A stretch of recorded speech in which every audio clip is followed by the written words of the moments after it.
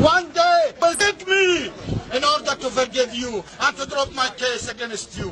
One day you will see what will happen to you. One day you will tell yourself, oh my God, I wish I was not born in Israel. I wish I was not immigrant to Israel.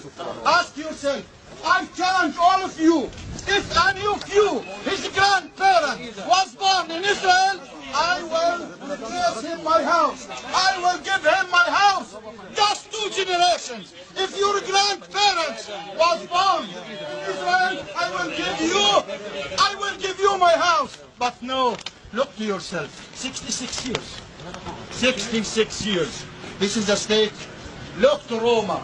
Look to Palestine. Look to England. They were occupying 2/3 of the world. Where is it? Where is Roma? And now Israel want to occupy Palestine. This is anti-logic. And the nature reject this. What about us who are milking our children? How to reject the occupation? 2014. And you go all over the world. Where are you from? From Israel. And you speak Hebrew. All the people will be suspicious. Those are the killers. Those are the people who are killing the people. Those people who are occupying another country. And you are proud of yourself.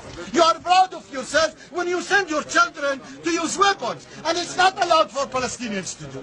It's not allowed. We came to you in a peaceful demonstration to tell you, what are you carrying from weapons will never work with us. We have faith in our chests. You have guns in your hands. And one day you will drop it. But our faith in our chests will never be evicted.